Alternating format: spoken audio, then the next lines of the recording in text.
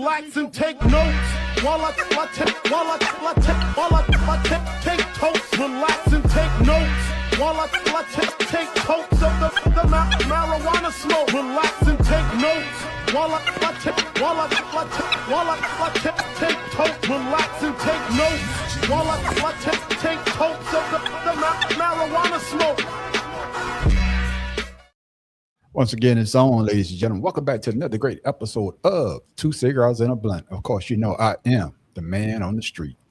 Happy Friday, everybody out there. Pharaoh King. Tim Dog and be more careful how y'all doing.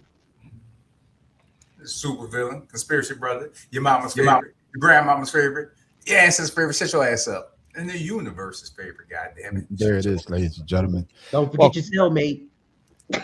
I ain't never been in jail. It's Friday, and it's time for us to have a good time. But have a good time. And if this is your first time ever checking us out, this is how we always start our podcast off, ladies and gentlemen. We always got to ask the brothers, how was the day? Tim Dog, how was your day, my brother? Man, I'm glad you asked. Boy, did I have a wonderful ass day. You know, a couple of weeks ago, Pharaoh was talking about some shit that we should recommend to get. I went and bought it. Sure, y'all can't see it right now, but what I'm going to do here is I'm going to sample this here tequila. Now, Pharaoh said, the man on the street said it was good. I just pointed it out to him. He the one that said it was real good. Well, you put said it like this. I'm not saying that, but the man on the street is the one that brought it up. Yeah, because it's good. Hey. Okay, now I'm going to sample it throughout the show. I ain't going to do it now, but you ain't gonna make it through the show. You gonna make it through the show? Yeah, need to sample it now. Let's see. I'm trying to get this mother. If I knew this motherfucker was look, I'm handicapped. But anyway, I'm about to say use your fingers. You gonna have to dig it up like a goddamn dog digging in the yard. How about that? I got you, man. Well, once you get in the taste, man, let us know what it is. I just want to say this. I just want, man, fuck you, bitch. I just want to say one thing. Now, when Pharaoh first told me, I researched it. That shit was like 100, 110 and everything. I'm like, God damn. Then all of a sudden, I started researching here in Texas. Not only was it regular $83, I got this some of my bitch for $70. Okay.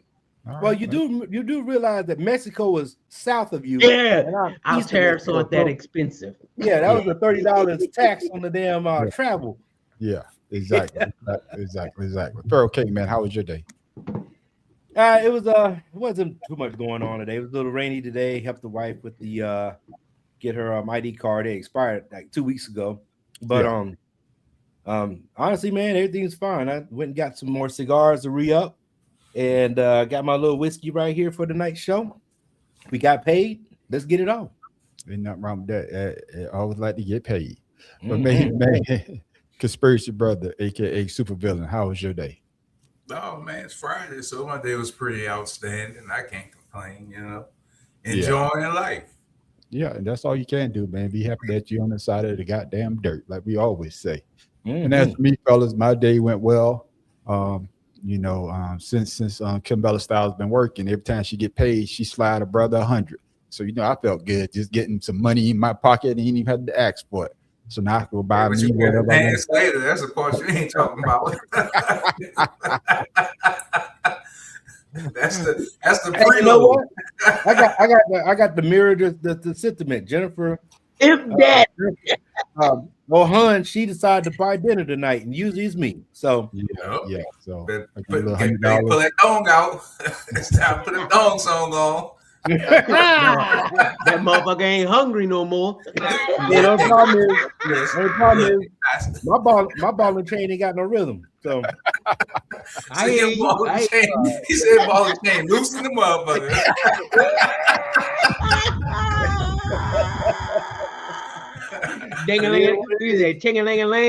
Ching-a-ling-a-ling. But other than that, fellas, man, it's a good day. It's a good day to be alive. What's up, Juan? What's good with your fans? Hey, Juan's about to be a trader, man. they're sending Juan over to the OR side, so I won't be able to work with him no more. Oh, you think he going to the OR side? He's setting his ass guess up. that I already free called good ICE. help As is soon as that where he motherfucker go. stepped over there, they're gonna lock his ass up. So It was like, Juan, go get dressed right up in there. No. yeah, On the left. Yeah, Go to the left, go to the walk through left. there. It's gonna look like a cell, but it's just dressing room. It's a dressing room. Exactly. Fellas, man, we got a good show, fellas.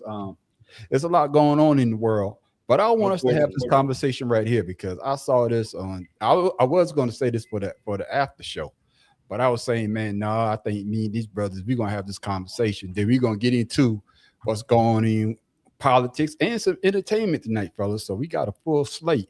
So I saw this, and I want to get your response on what this guy said. Straight black men are the cancer of the black community. Argue with your mammy. I have been saying for years on this show that black men need to have a conversation, black men alone. We have got to figure out what is going on with us. This is not something that black women can help us with. This conversation does not include black women. Black women stand down and stand to the side. Black men need to have a kumbaya amongst themselves. And I'm going to niche this out a little more. And it's heterosexual black men. And what makes this conversation even more uncomfortable but necessary is this. There is a conversation that needs to be had in-house amongst the straight black male collective. Black women are excelling in so many different areas. They've mobilized. They got their sister thing. They getting their degrees, getting themselves together. And there is this, super toxic masculine push to be alpha males and to be leaders and want to be in charge of everything. And I say this with my whole chest. Want to be in charge of so much shit and want to be the head of the household and want you to respect them. And not all brothers, but many, the only thing they got on their damn resume is audacity. Ooh. That's it. Ain't got shit else to offer the world but and audacity. We start talking about issues that maim the black community and dead weight. The numbers show it ain't the sisters. They ain't gonna like you saying that. I don't give a damn. It ain't the sisters. It ain't the gay boys. Yeah, because that's it ain't us. Yes. It's not us. Yeah, the gay boys. We ain't the ones selling dope. Mm-hmm. We ain't the ones in gangs. We ain't the ones creating illegitimate children, running around, creating broken homes. We ain't the ones battering and beating the women. It's not us. Ah, shit. Oh, I like this. Hey, man on the street, yeah, you right. I'm sorry. The dumbest shit I've ever heard of fucking. See, they gonna make me say the F word. God damn it! That's why we want to have this conversation because, like I say, I was gonna start out with what's going on with Trump and all that, but once I saw that, I was like, man, this can't wait to the after show because I want to get your reaction because, first of all, he's, of course, you could tell he's black and he's gay, and he's saying that men like us, which are the heterosexual black men, we are the cancer to the black community. And I just want a quick reaction. What was the first thing cross your mind when you heard that, Pharaoh? First of all, I don't give a damn what a damn faggot got to say about anything. Shit. Okay. They don't tell me what I can and can't do because I choose the way that I live. So, and at the same time, what the hell do you got to say when, you can't have no kids? You fucking somebody in the ass. You ain't gonna have no kids doing it that way. Okay. So, I just want a quick reaction. And then you want to say, being alpha males, I don't see no damn gay men going to war either.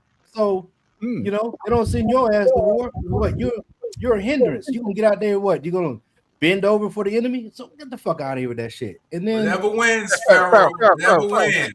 God damn it. Pharaoh, thank you for that, man. I'm coming back. I thought he was the mad professor. Give me a quick reaction before we get into the actual questions. Give me a quick reaction on what were your thoughts when you heard what he said about black heterosexual men are the cancer basically in the black community. First thing I said was he don't know what the fuck he talking about. Okay. Only because roles have reversed. and not all men are dominant in their masculinity when it comes to a woman who's making the money. Now, there are some, but very few now, as opposed to maybe 10, 20 years ago. That's because the culture changed. Okay. All right. Thank you for that. What about you? I know you say that, we should get in touch with our feminine side, conspiracy brother. But what were your first thoughts when you heard what he just said? Well, he missing the whole point of the control that the government had on the entire, the whole thing. Yeah. Since welfare and all those other things where a man can't be in the house. So, you giving us the cancer when we just was an experiment, essentially. We didn't know no better because they were forcing drugs, forcing guns, forcing laws where we couldn't be the men that were needed to be because they was trying to lock all of us up. Okay, then thank you. And on top of that, if we had more men in the community, you wouldn't be some more damn gay people because men would be in the house to make sure you ain't gay. So anyway, he was talking about his men. My bad. Let's get into the questions because I got some questions here, and I'm coming back to you first, Pharaoh. Why do some narratives blame heterosexual black men for issues in the black community, and is that fair or harmful? It's not fair. It's very harmful for the simple fact that most black males are in jail, along with the brown people. So they create these laws to keep us at a certain disadvantage. With that being said, thank you. What is it? No, that's the math. That's yes. You for the sake of that good dick. So yeah, for definitely for women to sit there and listen to gay men talk about how bad heterosexual men are, you're the problem as well. Because once you get these jobs and you get out there, and because there were no men in the house, and you're probably raised by a strong black woman and all this other stuff, you feel entitled to feel like you're masculine, or call yourself a masculine wife, or a woman, a mother, when you had no man to help you raise the kids. And most of you guys are single simply because you have that masculinity. No man want to deal with that type of shit when it comes to a relationship. So you pretty much take the relationship off the rip. And then, like I said, like my brother-in-law said, a lot of the laws keep us from getting to school. Nobody wants to. If you try to go to a black college or anything like that, the price to go to HBCU is absurd, because they don't have the funding from the state or the government like all these other schools. So you have the grants to cover a lot of the tuition or housing or anything like that, so these people can go to school. And then those just took a lot of that shit away from us. So again, we have more of a hurdle or obstacle that we got to go through because the goalposts have been moved from a 100-yard field to now 200-yard field. So for a gay dude or a homosexual guy to sit there and chastise the black male, the heterosexual black male, you need to look yourself in the mirror and say, what are you doing for the black community? Because I have not seen any of you do anything for the black community other than ask the gay pride about it. I got you. Okay, then. With that being said, coming to you, conspiracy brother, because I know you're going to hit this out the damn park. What role do media and social platforms play in shaping negative perception of black men? Well, it's been that way forever. Hell, black men have always been portrayed a certain way, and for the foreseeable future, I think the internet has helped change the narrative on us because you actually get to see more black males, in their environment, see how actually smart most of us are, how well-mannered we are, how, all these things that are portrayed in the media that they've seen for years aren't necessarily true. Yeah, there's a majority of us in jail, but there's still a majority who manage to never go to jail, to never get involved in themselves in those things. So he's stretching. He's delusional. What he's saying. Yeah, because there's a lot of men that ain't. I think he's just trying to get women to not want to be with men, so he got more options. I'm just saying. That's a hell of a twist. That's a hell of a twist. I like that. I like that. If you tell women that all these men are no good and I'll drink to that. Do this and that. I like that. That leave him with making a lot of women angry and not wanting to deal with men. So they give him a dose and say, "Hey, I got some ass for you." You know, because it's just one of the things hypothetically or irrationally or whatever the word I'm looking for. I understand what you're saying. I think we all understand what you're saying, and I agree with you, man. With the role of the internet, I think it has enhanced how people look at black men. Sometimes it's negative, but majority of the time it's positive, because you see a lot of brothers out there doing what they need to do. And that's why when I heard this guy say what he said, it had me scratching my head. And of course, there are brothers that come together like us. We come together all the time and we talk about issues concerning the black community. We talk about issues, how we could be better fathers. We talk about stuff like this that, you know, a lot of people, friends of ours, they talk about it as well. So I agree with you when you talk about how social media has influenced the world on how they look at black men. That's only United States. Exactly. You know what I'm saying? It's only United States. And they're not showing all the black men that's fighting for us in Congress, you know, against Trump. There's a lot of young black males that's taking up arms against this tyranny that we're going through. Yeah, exactly. With that being said, Tim Dog, are there real accountability conversations, just like I was talking about? Are there real accountability conversations black men need to have, or are they being unfairly singled out? It's basically the same thing with the unfair treatment, or is it harmful? Your thoughts? I don't think there needs to be any accountability for black men, because they need to be accountable for themselves. And like what Mad Professor said, you know, women choose these women. Women choose these men who are the type that they shouldn't be getting with, and they repeatedly get with the same type, hoping for the same, a different result. But we all know what that is called. So when that happens, and we all know hell has no fury like a woman scorned, so they're upset because they didn't had two men who are just alike, who've done the exact same thing, but yet she's categorizing all men because she's hurt. Yeah, but you know, I understand that, Tim Dog, but I want you to key on what he's saying though. Why would he say that though? As a black gay man, what would make him come out and say that the black heterosexual man is the cancer to the black community? Jealousy, likes, 15 minutes of fame. Because any real black man, like on this panel here, we don't listen to that shit.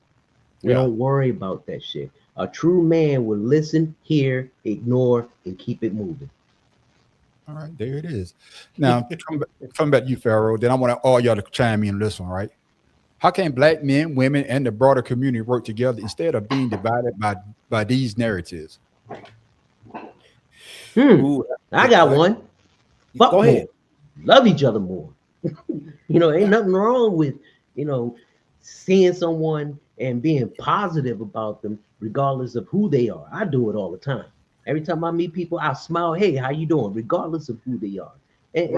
And that goes a long way, because if you make someone feel like, oh, wow, he's smiling at me, and I'm like, huh, then that person will probably do the same thing.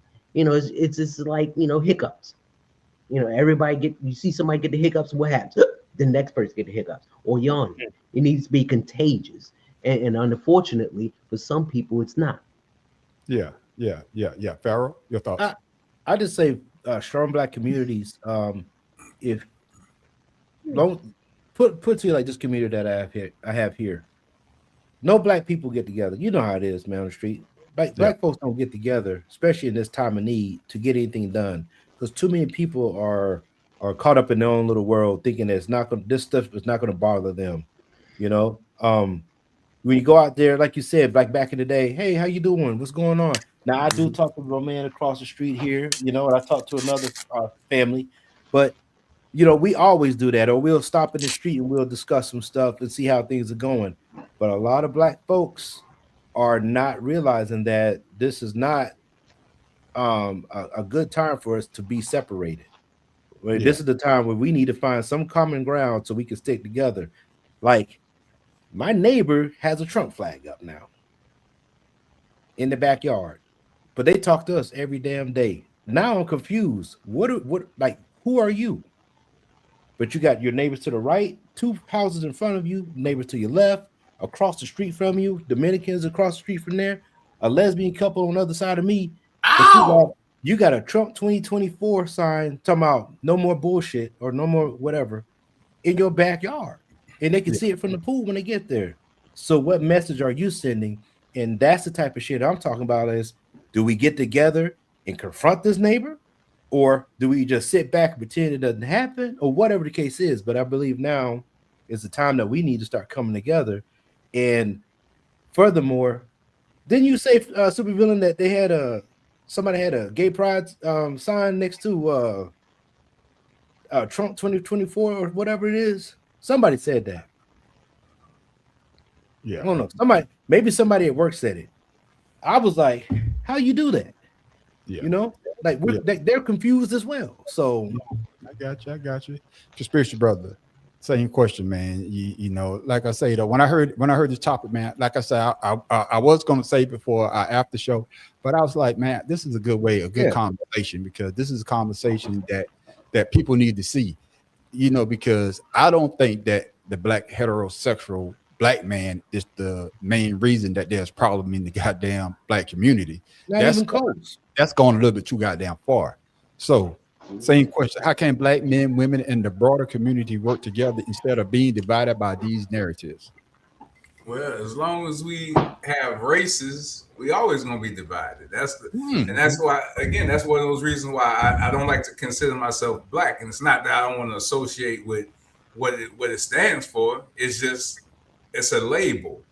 And until we can get past people seeing those labels, we're gonna be stuck in the mindset of division, because people see, oh, you're a different color, so the country say we're supposed to be divided. Yeah. When in all actuality, we're not. But they put that to keep control. Yeah. Because if you got everybody separated, then you can control each individual section the way you see fit. Yeah. Until people lose that mindset of until you lose that mindset of your color, the language you speak, the sexual, all these things that divide us, until we can look past those things, it's always going to be an issue. Yeah. You know, can I add what he said?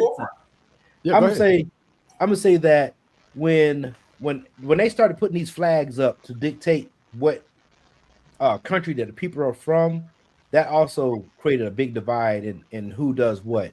And I know for a fact that when the Europeans invaded Africa, a lot of this stuff came from that type of divide. It's like you said, as long as there's people that wants to stay in control and control the narrative and want to be superior to the people that are actually more superior than they are, we're always going to have this issue.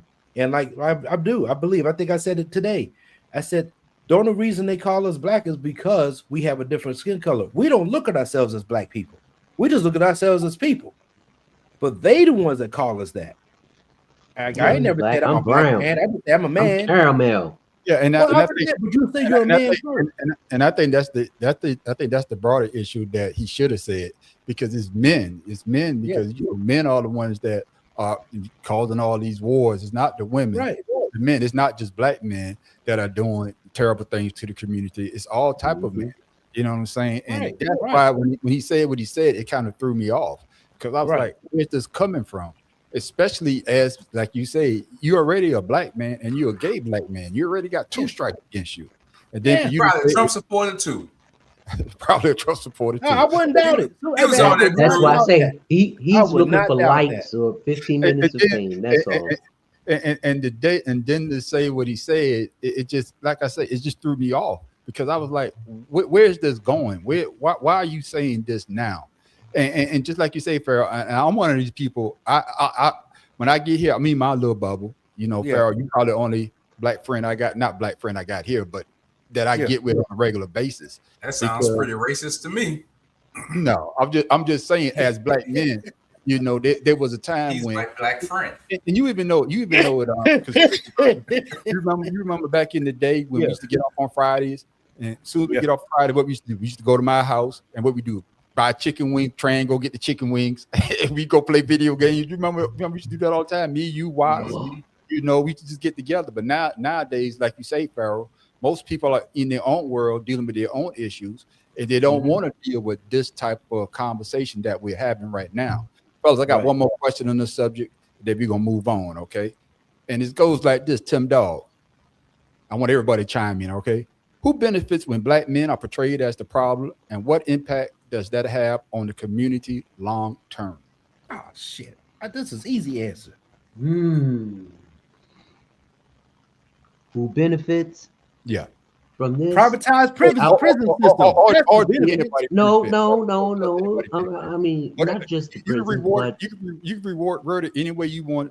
Yeah, the privatized prison system benefits from the of black men because they the ones that put the laws out. They put the laws out. Remember, I told you they just sat there and they're suing the state because the privatized prison system is to get the number of people, blacks and brown people, to fill their prison system at 80% capacity, so they can make money. So they're the ones who benefit, and the community loses out on black men that could be productive in the community. Since henceforth is why that damn sissy is sitting there on damn on social media talking about we're the cancer of the fucking black community. So that's how I look at it. Okay, then go ahead, Tim Dog. What you got to say? To me, who benefits, I would say the black men, only because if you are true to yourself and you know who you are and you confront someone who presents this to you, all you do is just prove them wrong. Because to me, this is all about self. It's not about, what someone may think, because we all know on this panel that's bullshit. And like I say, he's on here trying to make his 15 minutes of fame because what he's saying is not true at all. Okay. Fuck him. I got you. Close it on out for me, Conspiracy Brother, aka Supervillain. Shit. Anybody who's in the business of degrading black men is gonna benefit.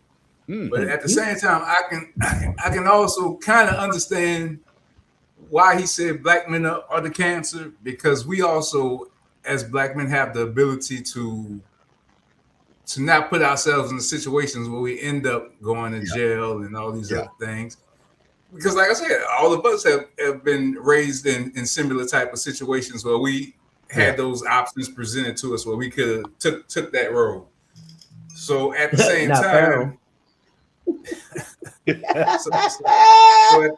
the same time, I can kind of understand what he's saying, because we do have the option to move on from that. But a lot of people, that was the option given. That was the option put in our face. It's like, we're gonna put it right there where you live, where you sleep, where you go to school, where you maneuver, where you live. Yeah. So you totally correct. You totally correct with what you're saying, because the matter of the fact is that, like I say, I just don't agree with he just labeled all black men. He did say he said all. He did say not the majority, but he said the majority of. He say some brothers are doing the right thing, but just to paint us with just one broad brush, it's like a slap in the face of all the brothers that I know that's out there doing the right thing. And then there are some brothers that are doing the wrong thing, and then they do get caught up. They change their lives around and be a productive citizen. And when you talk about he's talking about gays not eating gangs. Yeah, that's a gang. I hate to tell y'all. the gay market is real. It's real. So for him to say they might not be out in them gangs, but they in them gangs still. Yeah, he don't know what the fuck he talking about. And then for him to say that they're not selling drugs or whatever, other communities are selling drugs as well. For me, it just blew my mind for him to sit there and say something like that. But what about all the HBCU graduates that are lawyers, that are doctors, that are educators, that are philosophers, that are the entrepreneurs, and you talk about the women doing whatever, but you have negated a whole continent of that because Africa. He's trying to pacify a certain crowd of people to get people to look at him. Right. Come on, but man. Like I said, we know this, but for you to get on there and have the nerve to say that and put yourself in a bad light, like you said, and it's like Supervillain, to try to diminish what black men have done and contribute to history, that how dare you? You know what I mean? How dare you? And I think he needs to be brought to justice with social media. They need to go ahead and chastise him. Put him on the Jason Shitlock list. You know what I mean? Look who here. Told you I was coming in. Yeah, Matt Professor, you heard the conversation that we was having. I don't know if you had a chance to see the video, but there's this gate. You call him content sissy. creator. Just say sissy. And he basically said, "I call him a sissy." Yeah. You know, this gay. Fuck that. Content creator. He said that heterosexual black men are the cancer to the black community. You know my issue with him saying this shit, and I mean, in a lot of ways, you can say a lot of it of what he's saying was absolutely true. But my issue is, and I think I said this on one of our first podcasts, or one of the first podcasts I was on with you guys, was that if you look at the way society is, especially when it comes to black men, black women are more accepted for everything they do, except it's especially in the wrong shit that they do. And what I mean is like I was trying to convey in what I put down in what I typed in before I came on is black women in general really aren't held to account for their poor ass choices in men, especially. Like you'll see multiple guys with multiple baby mamas, they're multiple deadbeat ass baby daddies, and they're still passed around like a collection plate in the church because these women aren't held to the same standard that the men are held to for having multiple baby mamas. The women aren't held to the same standard of having multiple baby daddies and in fact a bunch of babies by the same guy who's not taking care of the one of the other three or four kids that they already have. And it's like I said in one of our first shows that I was on with you guys is, if you notice in media, and you can see it every day if you watch TV, black women are more accepted than black men, because you'll see black women in commercials with white men or men of any other race other than a black man 90% of the time. And so black men are taught from being young, hey, you better look out because jail is one of your options in life. Education is not. Family life is not. And all four of us here, we don't have a bunch of baby mamas floating around. We all been married long. We've all been married a long time with our spouses that we have now. Except me. Well, except you, Tim. That's why what I mean. Four. But what I mean is none of us have a bunch of baby mamas floating around, but that's the idea of the black man, despite the fact white men have the same issues. White people really have the same issues in society as black people. We're just held to a higher standard of it because we're the ones who are told when we have a bunch of baby mamas, we're wrong for society. But no one says the same thing about Elon Musk, for example. Nobody says the same thing about Felon 47, the alleged pedophile in chief. No one says that about white men, but they have the same issues in their communities as we do. We're just the only ones that are told, hey, we ain't shit for doing it. Exactly. Can I say this? I mean, I want a quick answer for each one of y'all. Maybe he had a great point that he was trying to make, but he went about it the wrong way. Do you think that's why we saying what we're saying, Conspiracy Brother? Like I said, in some rights he does, because as black men have to take accountability for their actions and the things that they do. So at some point he does, because now we're in a world where we know that the game is rigged. You know that if you're selling drugs, you're gonna go to jail, you're gonna die. It's no two ways about it.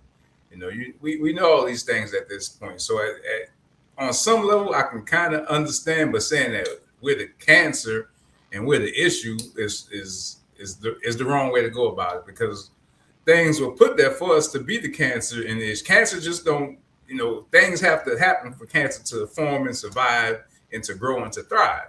And all the conditions were met by the government for that cancer to grow, thrive, and survive. Okay. So he needs to come up with a formula to help cure the cancer versus just saying, "Oh, it's a cancer, and this is the cancer." We know that. What you gonna do to help fix the shit versus sit on there and bitch? I got you. What you got to say about it, Farrell? Was he trying to make a point? Did you understand some of what he's saying, but did he word it wrong or misspeak when he said what he said? I believe he misspoke, because why did you become a homosexual? Because you couldn't do the heterosexual job as a black man? So I don't have time for you to sit there and chastise me or judge me when you ain't doing this. You're not doing anything to help us move ahead, because you chose to go to the simple route. You chose to be gay. So you have no room to say anything. I don't give a fuck what you got to say, unless you're a heterosexual man, just like anybody. Like, if you telling me how to raise my child and you ain't got a kid, who the fuck are you to talk to me? You gay. Shut the fuck up. Keep it moving. If we ain't talking about science, shut the fuck up. All right. What's up, nephew? My nephew did say he was going to get on here. Matt Professor, he said that you was right and supervillain. Tim Dog, what you got to say about it? Did his messages, when he put out the message, did he say it wrong, or some of the stuff that he said was right, but the way that he went about it was just wrong? No, that's the way he wanted to say it, because he wants to spark controversy. Okay. And at the same time, him trying to spark controversy, he's going with the stereotypical version of black men. Like I said, and I'm going to say it again, there is nothing wrong with a man projecting how he is. What's wrong is for a woman to keep selecting the same man, getting upset with the same result. And if you do something repetitively and get the same result, what is that called? Stupid. Okay, then bring it on home for me, man, Professor. Bring it on home. See, that's what I'm saying. That's my whole issue with the way he went about it. It's easy to go ahead and say, black man, you're the problem. That everybody in society's does it. Everybody in society's done it for years, to say, hey, black man, you know what? You're the problem with society. The problem is that the same people that'll say that shit will tell the same black man, ain't shit you can do about it, and ain't shit I'm gonna help you do about it, or there's shit I'm gonna let you do about it, because black men don't need the help to do shit about it. We just need to be able to, once we figure out our solution, once we have the solution, because 90% of black men do have the solution. We need to be allowed to do that fucking solution without somebody kicking us in the dick for it and then saying, hey, start back at zero. You know what I'm saying? We can't keep coming up with solutions to the same problems, the same societal problems that we all fucking have. And then when we try to do something, somebody kick the rug from under us and go, well, you ain't worth saving no more. Fuck you. There it is. God damn it, boy. Like I say, man, I was going to say for the after show, but I said, man, I'm going to get this out right now, because I knew once we start talking about it, I'm going to get the educated answer. So the guy, I don't know his name. I just think that you went about it the wrong way. You can't paint the whole heterosexual black men with one guy. Exactly. And that's what five of us on this panel just prove your dumb ass wrong. Exactly. With that being said, fellas, let's go on to this craziness that went down in DC.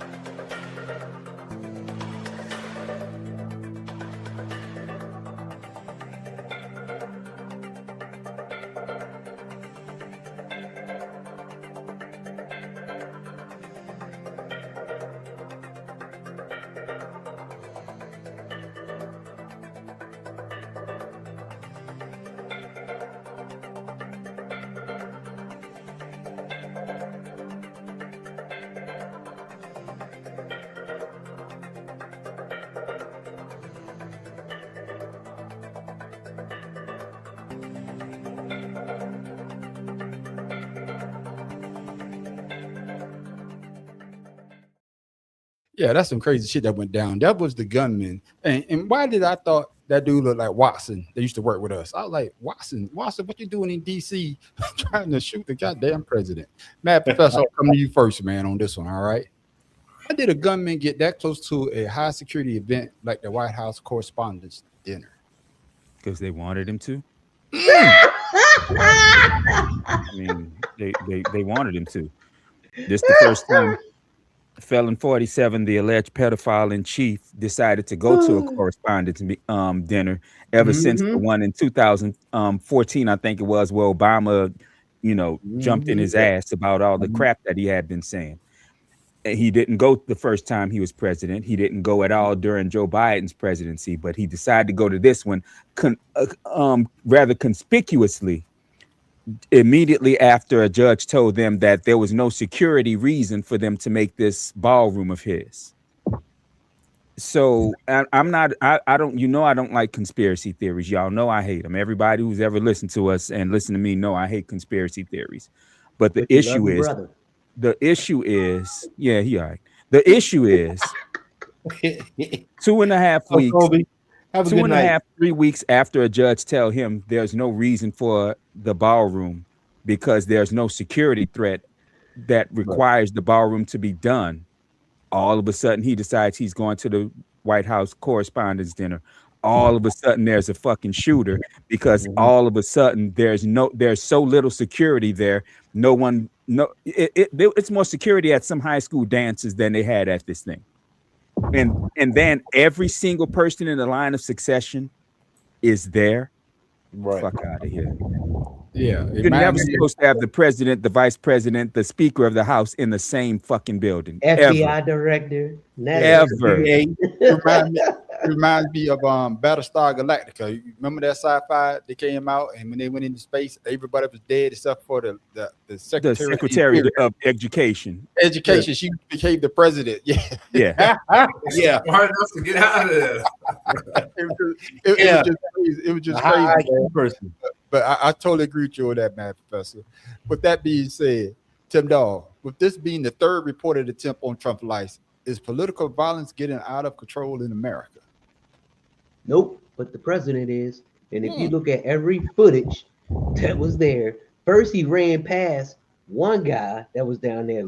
The guy looked at him run, and then the people, three of them along the wall, they watch, and one guy, instead of chasing, he kind of backs up to the side and starts pointing. I don't know if he fired, but come on, man.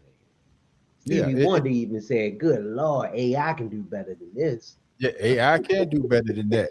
But Matt, but come to you, conspiracy brother. Do you think media and political rhetoric are contributing to incident like this, or is that being exaggerated? Because the reason why I guess this question came about because of the fact that now they're trying to get Jimmy Kimmel fired again because he told a joke about Melania Trump. I think he said she looked like a woman that what the hell was the joke? He said that she looked like a prospective widow. Yeah, like a prospective widow. Now they're coming after him like, look, see the rhetoric coming from the left. Yeah, coming from the left is the reason why people are trying to assassinate Donald Trump. So do you think that the media has exaggerated, or are we instigating these type of situations? Tell me a year when a politician ain't been tried to be somebody ain't tried to assassinate a politician. It comes with the territory of fucking with people's lives. You fuck with the wrong people's lives, somebody gonna get upset. Somebody gonna want to do something to you. Does the media help? It doesn't, because it's there to infuel people for situations like this. And then you could say, like Matt Professor said, hey, the judge canceled his order, so they say ain't no need. Well, we're gonna give them a need. We're gonna show them a reason why we're gonna have this ballroom now at this point. So it's a whole circus, you ask me, and ain't no telling who's at the head of the circus at this point. Clowns, essentially clowns. And the fact of the matter that it's just one of those situations, because if you listen to what Carolyn Levitt, and I say that in one of my videos, I guess she need to get fired too, because she said it's going to be shots fired, and there was shots fired. And nobody said nothing about that. Yeah, and to say that Jimmy Kimmel need to be fired because what he said, It's not like he's Nostradamus and he's foreseen a situation like that. You know, I heard what he said about the joke. He said he was talking about the age, and we do know that Donald Trump is damn near 80. That motherfucker got one foot on the banana peel and one foot in the goddamn grave. And I think, bro, he got both feet in the grave and he holding the damn shovel. He holding the yeah. shovel. With that being said, dig himself out. That being said, Pharaoh King, you saw the security and you saw how Tim Doggy brought it up, how they reacted. So, what does this incident say about the effectiveness of the Secret Service, especially since shots were fired and the agent was hit? Man, the Secret Service is trash. Those people are probably the freaking some of the Proud Boys that he got freaking pardoned. But I'll say this: every time his approval rating is low, this type of thing happens. Something happened, right? And that's been proven. Then two, nobody decided to check the rooms prior. You know, that's in front of the. All of a sudden, you take one of the metal detectors down. That was pretty stupid. And hey, then, Pharaoh, I'm glad you say that though. How the hell you could hide that long ass weapon? Where the hell did he hide that long ass weapon? It was in the room already. All he had to do was walk in the door and get it. That's what I'm saying. That's what. How can you hide it? Like nobody went in that bathroom or whatever. That's my point. Well, nobody did any room checks prior to setting up, and then at the same time, how did it go from $250 million to $400 million for the ballroom? Because I heard the Speaker of the House was named stupid ass. Mike Johnson. Mike Johnson, whatever his damn name is. I call him up on Ron Johnson. He said they're gonna put military shit underneath the ballroom. What do you need military shit under the ballroom for? So because the president said it. I get that, but everything is a grift. Everything is about the taxpayers because he said he was going to fund it. He had donors. Now the taxpayers are paying it. He didn't. You know, we all see what's happening. Hell, it cost me $90 to fill my truck up the other day. Woo! And now you're saying that the war has been over since the 60 days.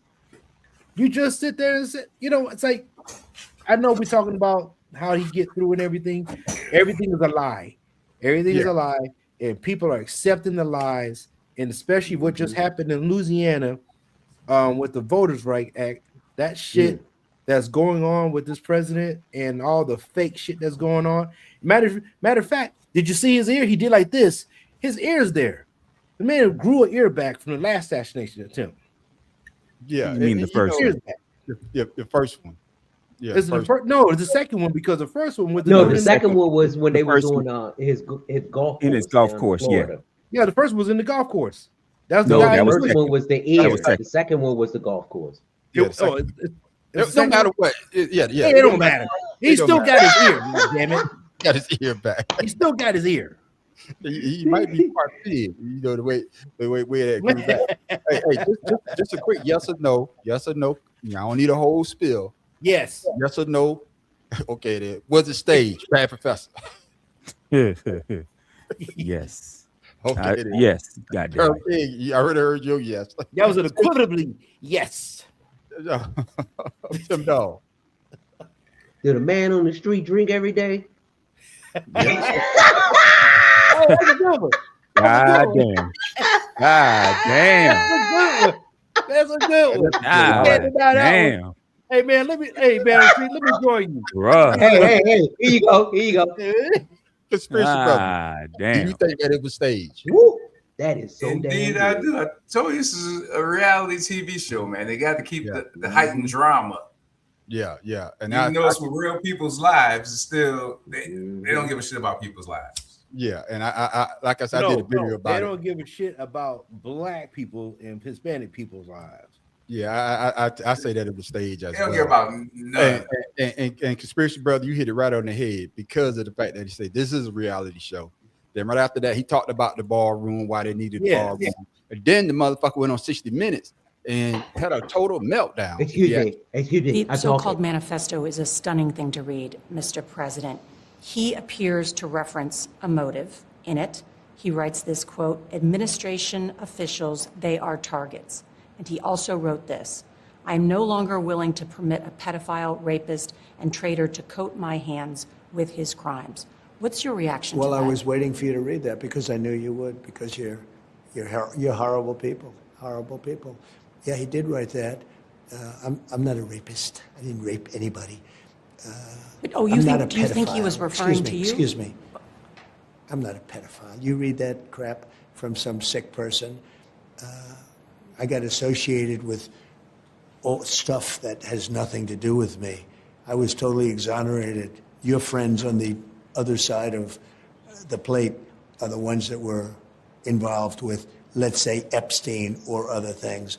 But I said to myself, you know, I'll do this interview and they'll probably, I read the manifesto, you know, he's a sick person, but you should be ashamed of yourself reading that because I'm not any of those things. Mr. President, and I these was are never, the gunman's words. Excuse me.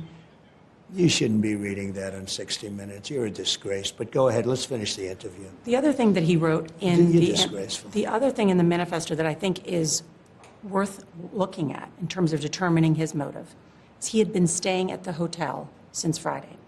He checked in, he said he had cased the place, and he wrote, "What the hell is the Secret Service doing?"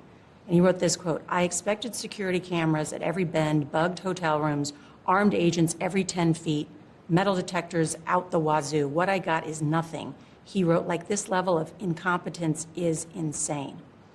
Sir, you have already had two attempted... Well, he was pretty incompetent, too, because he got caught. And he got caught pretty easily. So I'd say he was pretty incompetent, too. You know, I could take any event having to do with security or anything else. I can always find fault. Those guys did a good job last night. And that's how you could tell it's staged, because he made a great point, man. Even though you're in that hotel, they should beef up security. But with that being said, Matt Professor, coming back to you, why do you think Trump reacted so strongly when a reporter quoted from the Gunsman manifesto? She didn't say that, sir, he was talking about you, but he got very defensive. So was it justified, or was he just a defensive, or like I said, a hit dog with holler? Didn't Richard Milhouse Nixon say, "I am not a crook"? Yeah. Yep. When it was quite clear he was a crook. And Bill Clinton say, I did not have sexual relations with that woman, even though clearly he did. Sex. I mean, it's just like you said. It's just like if your wife accused you of something.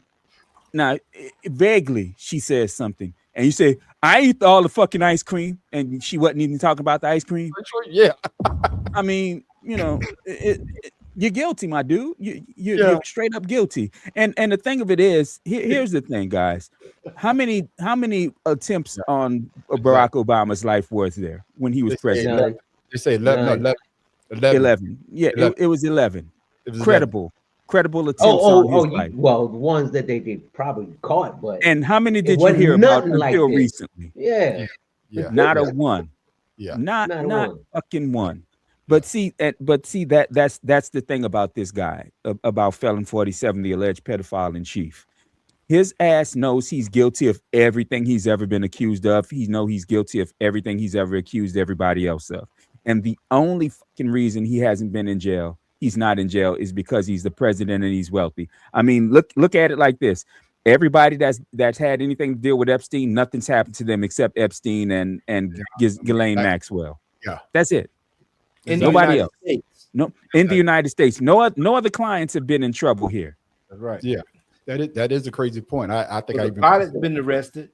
The prince's brother. Well, he's no longer a prince. Prince Philip. United States, nobody. He's no prince. He just Philip. Yeah, he just Philip now. Yeah. With that being said, conspiracy brother, should journalists read part of a suspect manifesto during interviews, or does that risk amplifying dangerous narratives? If it's something that's already public, hell, you know, exactly. It's public knowledge at this point. So, the media gonna do what they do. So, now that make you a horrible person. You shouldn't read that stuff. Because it's making him look bad. Now he got to defend himself. But when you defend yourself, you look guilty. If you don't defend yourself, you can look guilty. So, when he said we're being a horrible person makes him look guilty. Well, to bring that up, you know what Samuel Clemens said before: it's better to let people keep your mouth shut, and people think you're a fool, than open your mouth and prove them right. Yeah. Every time he tries to defend himself, he just digs to the guilt. He just digs himself in that guilty asshole every single damn time. Exactly. Tim Dog, do moments like this show tensions between politicians and the press, or something deeper about trust and control of the narrative? Because Trump is trying to control all the goddamn news outlets to make sure just his point of view is getting out there to the American people. Your thoughts? I mean, this is all about control. Listen to the way he was talking to her. You people, I knew you was going to read this.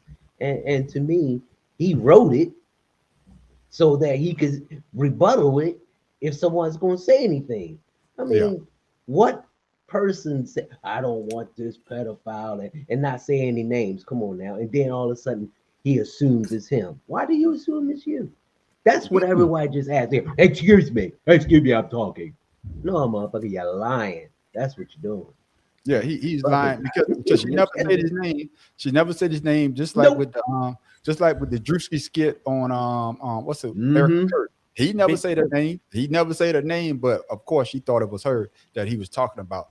Pharaoh King, was Trump angry about the question itself or about how the media framed the situation? I'm going to say this before I answer that. I'm going to say Trump answers questions because he is the 7 deadly sins in the fucking. I saw that. He is definitely the 7 deadly sins. I said that during his first I said that during his first term. Yeah, so I mean, like I said, I'm gonna mirror that shit because at the end of the day, he is everything that the 7 deadly sins comes out to be. He is everything that people want in somebody that they can follow because they want to be dominated for some odd reason by this idiot. Any man that sit there and put this dude on the pedestal, you got to be gay. You got to be gay to follow this dude like this, to put him on the pedestal, because there's not anything about this man that's reputable for you to follow or want to be like. Not one damn thing. If he's angry, it's because he's setting up some stage for his base to follow, so they can have the same rhetoric whenever they're going out here doing their little, Trump for 2028, marches and shit like that. I don't think that's true anger. I just think that's part of the process and part of the setup. Yeah, and like I said, even the reporters were like, "Oh, you think this is about you?" No, he made it about himself. I'm not a pedophile. I'm not a rapist. And like I said, it was total disrespect the way that he talked to her. And he always want people to have respect for him, but he don't have respect. No, but it's women. But just women. You notice it's always women. Always women. Fellas, I want a quick reaction from everybody with this last question. I'm gonna bring it on home, Matt Professor, coming to you. Did Trump reaction help his image with supporters or hurt him with undecided viewers or voters? Well, it's already hurt him with his supporters, because most of his supporters are coming to the realization that they elected a pedophile, alleged pedophile. Most of them are coming to that realization already. They're realizing, hey, he's stupid, just like everybody said he was. He's running the country like he did his businesses, like everybody said he would, and like he did the first damn time. And now they're starting to come to terms with, maybe he's not the genius he pretends to be. No shit. I'm gonna tell you like this, because this will be the next part of this question. I don't have no room for these supporters of these 3-time supporters of his who now see the light. I don't care. Yeah, I'm with you. You've wasted your grace. Don't come now wanting to say I see the light. No, bitch, you should have saw the shit the first time. Exactly. Same question to you, Uncle Spiritual. Did Trump reaction help his image with supporters or hurt him with undecided viewers or voters? People who gonna follow him. That is true. At this point, regardless of what he do, like he even said, I go shoot somebody on Fifth Avenue and people still. There are a lot of people. There are a lot of people who are turning on him now. That's why his rallies aren't as well attended as they used to be. There are a lot of people turning on him. He still got to be people, and he still got time. It only take for you to do something, to put something in somebody's pocket for them to change their opinion real quick. So that's all he got to do is ride the tide and then find a way to put money in people's pockets, and they're going to forget all about this shit. When you talking about super villain, they already did that with the Supreme Court ruling today. 2 days ago in Louisiana. They already put something in their pocket. That's why they ruled that bullshit. Well, that's going to be worldwide. The whole United States, the way that they did what they did. But Pharaoh, what they do? I don't know. Same question to you, Pharaoh. Did Trump reaction help his image or hurt him with undecided viewers or voters? I agree with Matt Preston. He hurt his image even more. Especially, I'm gonna talk to you people out there that was following me. That when I was sitting there trying to, make sure that you guys are understanding who you voting for. I want to see y'all's face now with what's going on. I want to see how, because I haven't seen anything or heard anything from anybody. I want to see what has he done for you to support him. Right? You wearing the flags, you're wearing the Trump memorabilia, paraphernalia. You got it going on. Please send me something factual to tell me that he has personally put you ahead of everybody else around you. And then I'll stand back and be like, well, never saw that. But I'm pretty sure you're not going to find anything that's going to sit there and wave us to say that he's doing a great job. There it is. Tim Dog, bringing it home, man. Did he help himself with his supporters, or did he hurt himself with undecided viewers, or AKA the midterms coming up? Did he hurt himself with those voters? He hurt himself with his supporters, undecided voters, some Republicans, and the whole nation, except for, like Supervillain said, those diehard fans who he calls the uneducated. I love the uneducated. And those are the ones who are going to stick by him because they don't know any better. There it is. Fellas, man, I got one more video for us, man, before we go to our after show. Man, Professor, you wasn't on here last week, but I know you heard about this young lady. Oh, man, she can't stand black people. She can't wait to get to work the next day to hem them up and do what she need to do. Yeah. Now her ass done lost a job. Now she wants to apologize. I just feel really bad. I just feel really bad that I was just mentioned and it's just so toxic, and I'm just so sorry about that. That is, as you can see, that's not my content. That wasn't my content back then. And I don't know, I just feel really bad. And I'm sorry if I hurt your feelings. I think I just need to go to therapy. And I need to go to church. And I just need some like self-reflection, honestly. Because that was just so nasty. But anyway, I just wanted to formally apologize and say I'm so sorry if I hurt your feelings. So, anyway, I hope you all can forgive me and just get over that nasty post. I deleted it. Yeah, you deleted it because you lost your goddamn job, and you didn't think people was going to come after your goddamn neck. Mad Professor, do you think Ashley Gonzalez's apology was genuine? Fuck Ashley Gonzalez. Fuck Ashley. You don't need to finish. Fuck her. She's only crying. Everybody cry when they get caught. Everybody. I don't give a fuck how badass you are. Everybody. I mean, you be stomping your fucking feet, pounding your chest, talking about the wrong shit you did until you got caught. Miss Gonzalez, go fuck yourself. Okay. I got you. What you got to say about it, conspiracy brother, aka supervillain? Miss Gonzalez has a very pretty mouth. I ain't dropping the ball for that one. You better not. You better not. I will accept that apology gracefully. But honestly, man, sometimes you gotta get caught on your bullshit to understand where you was fucking up at. And sometimes it helps you to grow.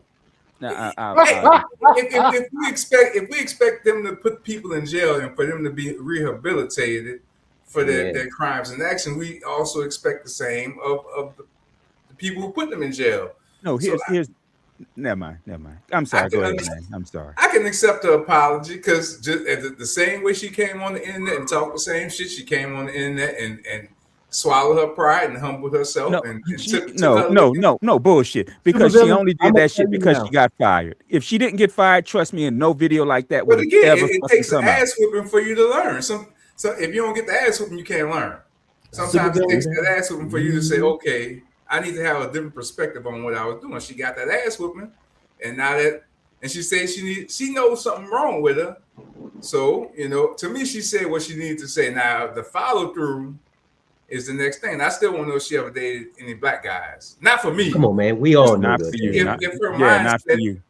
Just to see if that was Pharaoh. like, Pharaoh. black guys and hurt her. Like Go Tim check said, your she might have brother-in-law, hurt her. Pharaoh. That's what I got you. Hey, my sister know Taekwondo. That nigga can't fight and he can't swim. So I don't need to fight. And I can swim. God damn. Hey, Pharaoh.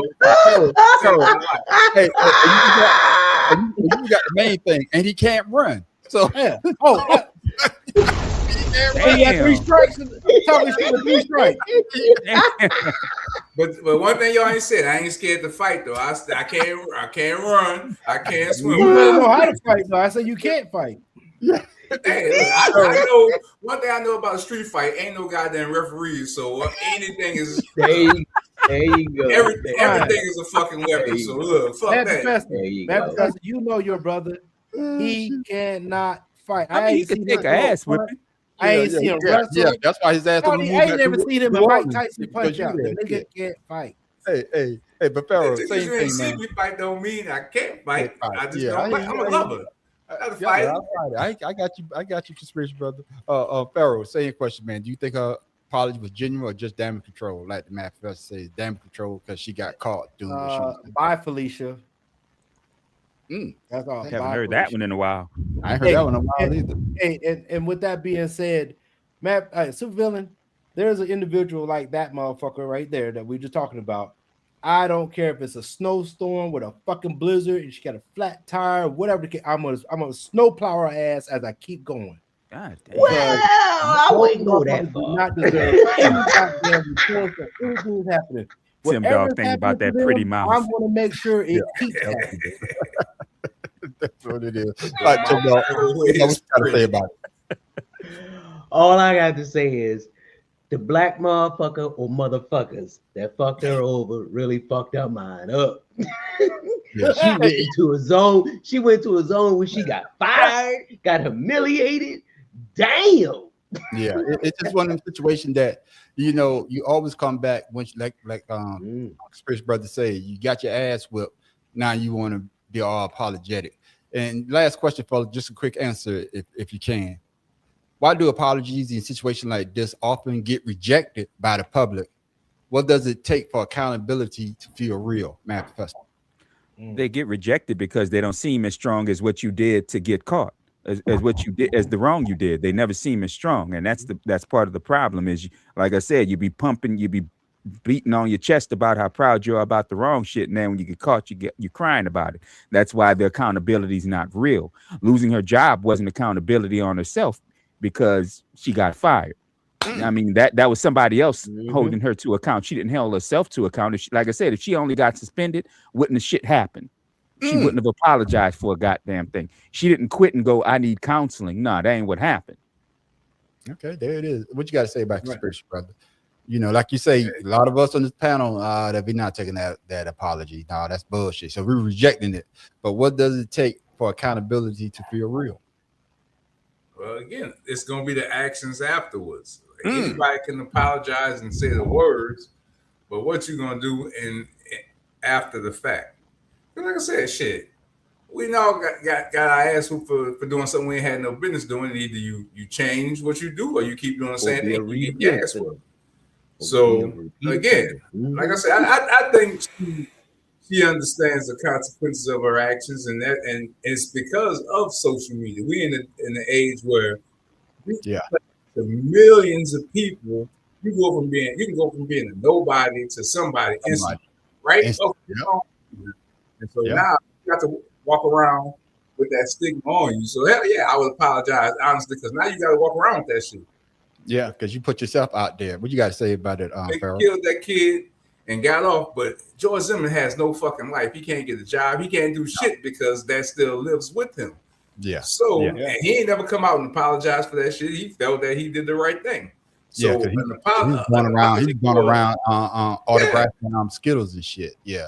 So Pharaoh, but he got an apology can go a long way. Dumb shit.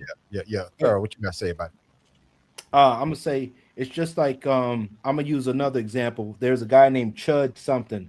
walking around calling black people nigger all the time. Yeah. Yeah. And yeah, you saw that. And then now he has faced the same music. Yeah. All right. Now, will he come out with an apology? But you were so adamant and passionate about making sure that everybody seen it, even when what do you that say? white woman was like, "Hey, what do you say? Don't chimp out. Don't chimp out." You heard that. Remember when the white woman was like, "Hey, but hey, he was saying it walking away I'll too. go with you over there." You know, so you can say it to his face. He goes, "I don't need you to walk with me. Don't come over here, lady, because you bitched out by walking away." Yeah, you know.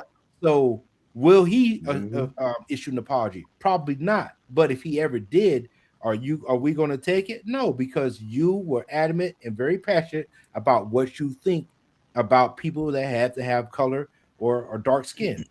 Yeah, like said, I'm not going to say we black anymore. I'm going to say we have darker skin, we have melanated skin, and you are prejudiced and racist toward people that are better than you. That's what you look at it. That's why you got to take it superior. What's the other young? The other young white lady that I did a video on, she did it in blackface. Then I asked, lost a YouTube channel, and she was like, "This is the only way I make money, and now I can't make money that well." You biatch. Because the platforms has the choice to either promote your shit or to cut you at the goddamn knees. But once again, guys, you don't see us going around mimicking white folks like that, unless you like Tim Scott and all that shit. But we ain't talking about them. Normal everyday people do not sit there and talk or ridicule any white people. We don't do it. Yeah. Tim Scott, he is white, Tim Dog. He might look like whiter than mayonnaise. All those jokers, man. Yeah, Tim Dog. Thomas. What you got to say about Tim Dog? Close this out. Well, it's being rejected by the public because, like, Supervillain said, it's it's your actions afterwards. You can say whatever the hell you want, but when your mama whoops your ass and you say, I'm sorry, I'm not gonna do it again, what do? You learn from that ass whooping and you don't do it again. Some people just hard-headed and some people just don't give a fuck. They just want to say it just because it sounds and look good. And it's on her to prove her words, and it's on us to see if it's worthy or not. Yeah, and I totally agree. Everybody made a great point on what it is.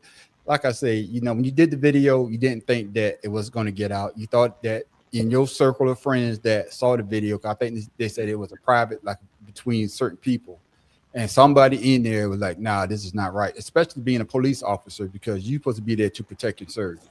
But now that you have lost your job, and like you say, conspiracy brother, with social media, your face is known in places that you may never visit. But if you do go, they probably like, "Aren't you that?" They don't know her name. That was on. So you put yourself in the situation, and of course, like y'all say, your actions now is going to tell us what type of person you really are. Fellas, man, good conversation. God damn, boy, y'all brought the heat the goddamn night. With that being said, ladies and gentlemen, before we go to our after show, Tim Dawes coming up. But fellas, Mad Professor, I already know what you're going to say. Do I give a fuck? Do I give a fuck? Now I already know what you're going to say. That's the famous words of that famous poet. Yeah, I already know. I already know what he's going to say, because I want us to talk about this in the after show, because I had to switch it around. Mad Professor, I already know what you're going to say. Do I give a fuck? Do I give a fuck? Megan Thee Stallion blasts Klay Thompson online after calling it quits with the NBA star over alleged cheating. I think I've just gone through so much. The rapper calling out Klay on her Instagram stories, writing, "Holding you down through all your horrible mood swings and treatment towards me during your basketball season. Now you don't know if you can be monogamous." You have to be tough, but today I'm being vulnerable. I wanted to be my raw and real self and let everybody see exactly what was really happening. Megan now tells ET, "Trust, fidelity, and respect are non-negotiable for me in a relationship. And when those values are compromised, there's no real path forward." At this point in my life, I've definitely learned to kill the noise and just keep going forward. The situation seems to be weighing heavy on Meg, who was visibly emotional during her Moulin Rouge curtain call, just hours after she confirmed the breakup. We love you!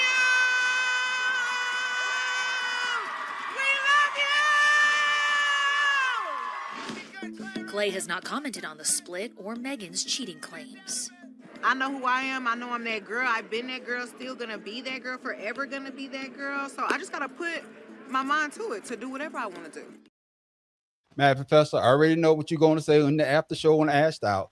We're going to talk about it on the Asked Out. You already know you're going to say, do I give? We already know, Mad Professor. Okay, okay, but save it for the after show.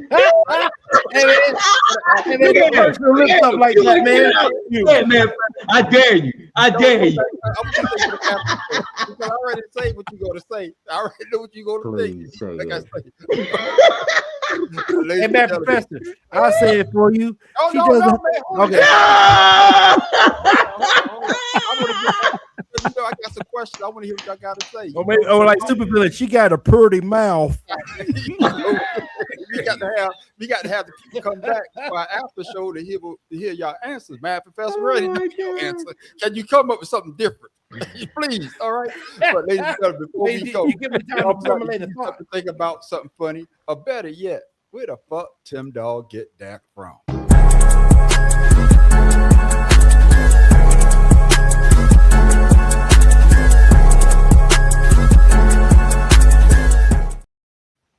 What you got, Tim ladies Dog? and germs, I got something very interesting for you today, and I want everyone to, just take a look at a little case that I have here. And let me bring this one up here. My apologies. All right. All right. Are we ready? First of all, I already see the problem. His name. Shut the hell up. Sorry. Man, anyway, motherfucker, I'm doing this, not you. The case of Keyshawn Jones in Grapevine, Texas proves that one thing: if you're going to cheddar your way to $80,000, make sure you don't do it with mac and cheese. Former Chick-fil-A employee allegedly processed nearly 800 fake refunds after being fired, basically turning the cash register into his own personal ATM, one cheesy transaction at a time. Surveillance footage caught him in the act, showing that while he has been good at refunds, he was not great at hiding. The scheme went unnoticed for months, which goes to show too much mac and cheese can really clog the system. But eventually, things got caught up with him, and the numbers just didn't seem right. And after 5 months of investigation, the jig was up. Excuse me, I apologize.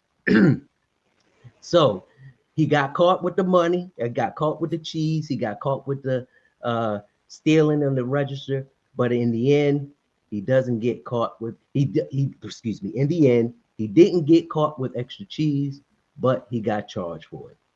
This motherfucker right here is stupid. That's all I had to say about him. And I know y'all saw it. So he's a dumb motherfucker. Now, how do I can't say. But didn't he use the money? But didn't he use the money to pay off like his student loans or some shit like that? He put the money towards something. Mm-hmm. Yeah, he put the money. At least the brother trying to pay off his student loan. But the thing, he was good because he did it when he wasn't working there. And the question is, how did he just get up in there and go behind the register and start doing all that? And nobody saw him. Hey, and the people at Chick-fil-A was like, wait a minute, the money's not adding up. So they looking at the video and start doing some adding the numbers and stuff. So that's when they found out it was him.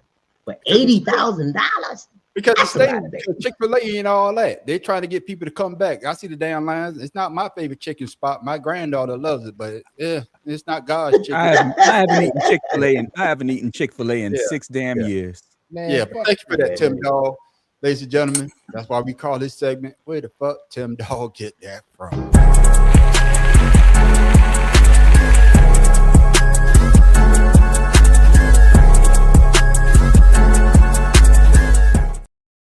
Well, he's back. He's back with a special appearance because he's been gone for a while. Motherfucker still got his job. So, Master Felton, I want my money. Tell her why you mad.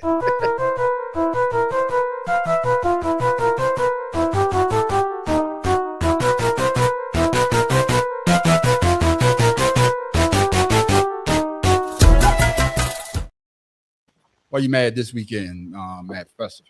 Well, because it goes to something that I think we talked about a while ago, and it's the Sackler families, the Sackler family that owns Purdue Pharma that started the opioid crisis and everything else. Earlier this week, they were hit with the $7.4 billion settlement to resolve the litigation of families who's lost loved ones to OxyContin and other pharmaceuticals from this family, including most of the opioids. The issue is the Sackler family themselves won't have to pay this. You want to know why?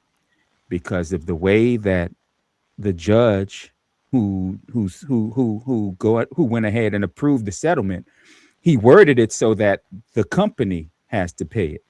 Purdue Pharma pays it, not the Sackler family themselves. Even though the Sackler family are the ones who sat there and made songs about how addictive their shit was at stockholder meetings.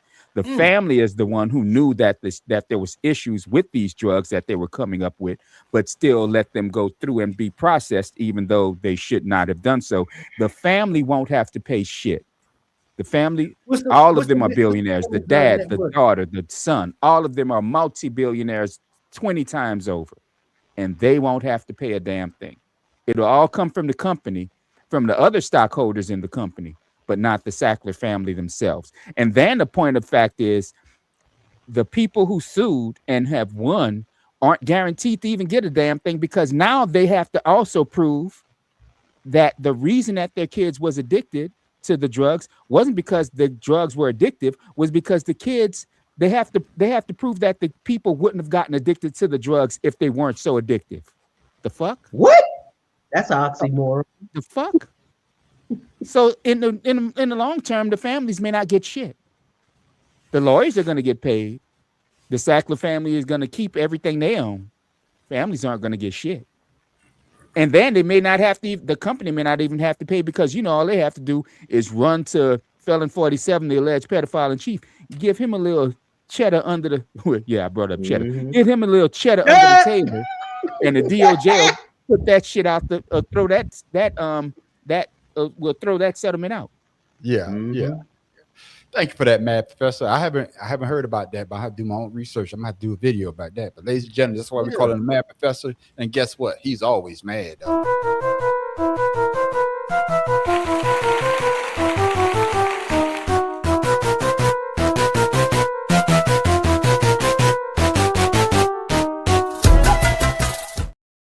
Hey, fucking Orlando was 20 points. Yup, was up about 20 points, and now they're down by 6. Damn. Yup, I was watching that. I'm like, DraftKings. No, they down 8. That family filed bankruptcy. That's why they did it that way. That's part of it. Yeah. But see, the family, much like Alex Jones, was not supposed to be able to file bankruptcy. Right. They were not supposed to be able to file personal bankruptcy. Exactly. But they did so. They did so that the judge wouldn't make them have to personally pay. But the problem is, this isn't the first settlement for this family. This is like the second or third, and each fucking time they don't have to personally have to pay shit. They get it from the government, or they get it from the stockholders in the company. Man, they say they have thousands of lawsuits right now. Yeah, that's why conspiracy brother. That's why it's a conspiracy. But ladies and gentlemen, before we go to our after show, we always like to give you something to think about or something funny. Tim Dawg, what you got for the people before we go, my brother? People who have pets, who have puppies, litters, babies, whatever the hell they call, I couldn't deal with it. I'm house sitting for a friend who has 2 dogs that had litters. We like 11 puppies up in the house. That's one reason why my mama didn't give me dogs or cats when I was young. Not to say that I'm doing anything wrong or cruel, because I would never ever do that. But the responsibility behind it and the things you have to do, man, it's incredible.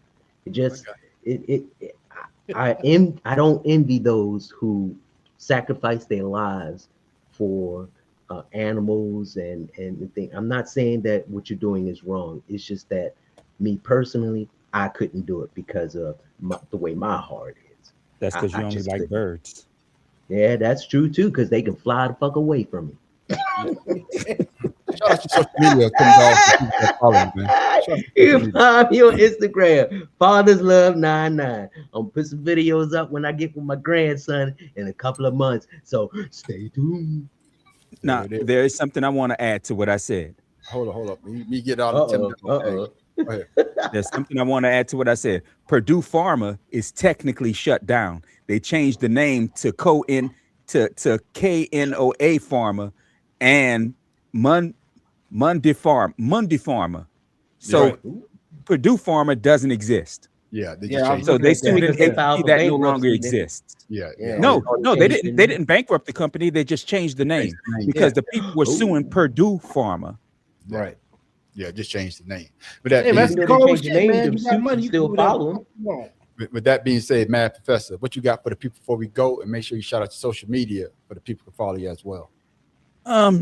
Recently I went on vacation to Salt Lake City again to visit for my wife and I to visit our daughter.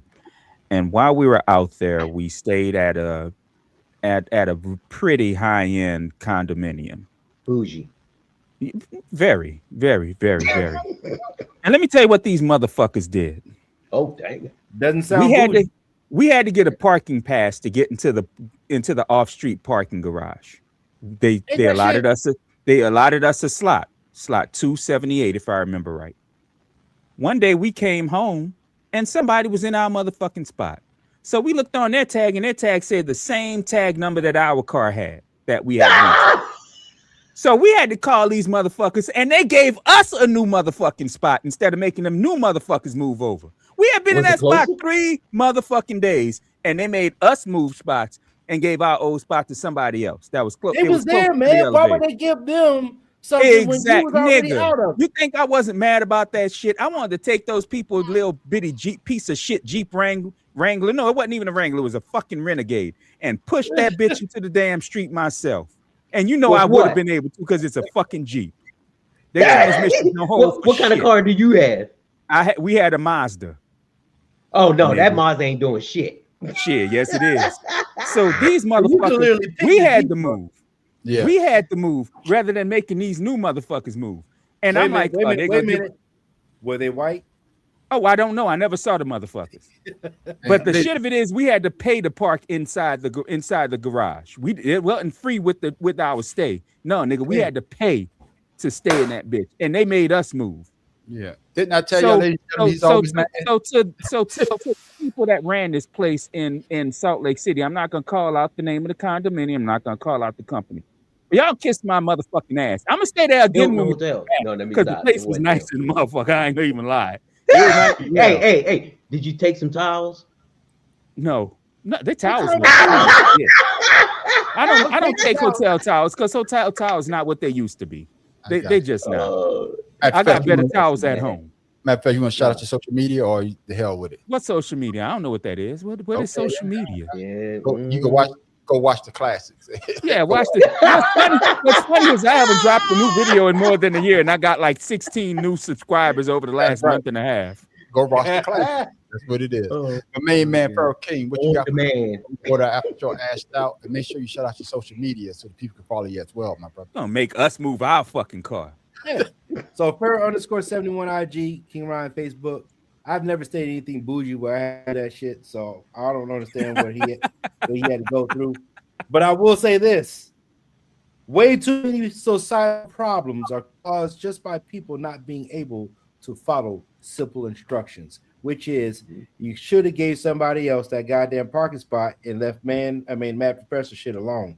Bro. So that's all I got for you guys. I never slashed tires in my life, but I was damn sure about to. I would have poked the hell out of this shit, though. That was I would have been poking something. Hell yeah. Main man, what she said, man. Brother, aka super villain. What you got for the people before we go to our after show called Ashed Out? And make sure you shout out your social media so the people can follow you as well. We're going to get the social media out the way. Solar Expression, follow me, different platforms, And I just want to make a point on what Mad Professor was talking about the people with the pharmacy folks, financial literacy people. They understand how to fuck over the system, and that's by putting all your shit into a trust with your name not on fucking nothing, and then somebody sue you. You can just shut the company down, change the name, and start the whole company all over again. They're not doing anything wrong but taking advantage of the system, just like Donald Trump has taken advantage of the system. And the system is the problem because they put this shit in place knowing people can take advantage of it like this. So you can't really fault them for understanding the system and fucking over the system. We just gotta get smart about being able to do the same thing and being able to fuck them right back. Yeah, if you don't understand what they're doing, they're gonna keep that. Why you think they able to still be billionaires, be sued all these times, file bankruptcy, and immediately have their money right back? Because they understand that they never filed bankruptcy. In your name, They, as long as you never ain't got filed, nothing in your name, nobody can touch you. No, conspiracy brother. They never actually filed bankruptcy. What they did was devalue the company by removing assets from one part of the company to another. And that's how they put everything They into never action. actually filed bankruptcy to the company. They made it. They took the money out of the company, put it into their own bank accounts, then shuffled it off to another company, and then said, "This particular company that these people suing don't exist." I think what he's saying is, I think they're using the system. No, I know what he's saying. I understand what he's saying, and the fucked up part of it is that this shit is allowed within the system. That's what's fucked up about it. But the problem with these people, the problem with these people is the problem with these people is they knew what they were doing. They knew that the shit was a problem, and they put the drug out anyway. Yeah, because they know that was the problem. That's liability. They get sued. That's liability. They're not held responsible. The company held responsible. The stakeholders. No, the company. The doctors who made the drugs warned them what would happen if they released it. They said, "Fuck it, release it." But what you got to understand, you can have all the literacy you want to. You can look. You can have all the literacy you want to. Do you have the backing of the person and the money to do it? That's the problem. We don't have that level of money. There's nobody here. Bill Cosby damn near couldn't keep his house, and he was a billionaire. So and he had people that knew that stuff. But like I they came after him again. But that's the problem. If you have people that know the stuff and you don't know the stuff yourself. And that's what. No, I'm not saying that. You think Donald Trump knows what the hell going on? No, he got lawyers himself. Yes, Donald Trump knows what's going on. Why you think he's never been to jail? He's the president of this country, and he's a billionaire because he knows. That's why I'm agreeing with conspiracy brother on a little bit. And matter of fact, you brought it up. They know the system. They know the playbook, and that's what they're doing. They're doing the playbook. But because they got the lawyers to do it. Yeah, but that's why I say they know the playbook. That's why. That's my point. Is you got to have the money to have the lawyers to do it. Yeah, and for the appeals if you lose. And for the appeals if you lose. Got to have the playbook, and of course, the little man doesn't have the goddamn playbook. There it is. Thank you for the playbook. The playbook just costs a lot of money to obtain. Yeah.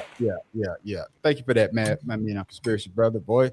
Usually you just say I ain't got shit, but tonight, boy, you had some shit. Goddamn, but manifesto. That's how I know what it is that you scared the mad professor will come on land and whip your ass again. So I better you can get me the same shit. You say the same shit for the last. No. How long have you? I've been studying financial literacy and understanding how these people move their money. All of a sudden, why they stay rich and doing all these other things. All of a sudden, you want to drop knowledge. Manifest, how long has it been since you've been on the show? It's been at least 3 weeks. About 3 weeks, right? 3 weeks to a month. Now every night, I dropped knowledge last week. Every night until the night, every night until the night. I ain't got nothing. It's Friday night. Go enjoy yourself. All of a sudden, y'all go because last week when Tim and Pharaoh said something, I took both of their points and combined them together into one point. Yeah, and that was it's Friday night and have a good night. And I did that too. I just didn't do it yet. I got you. Yeah, boy, you still going through some trauma with the mad professor. I can see you. And of course, ladies and gentlemen, you can always find me at the Man on the Street show. Oh my goodness. I be dropping videos like hotcakes. Hey, I dropped another one last night. You drop videos like changing. Woo, yeah, man, they good too. Hey, you get incentive when they pay you. Shit. My mama even love them. I be sending them to my mama. She be cracking up.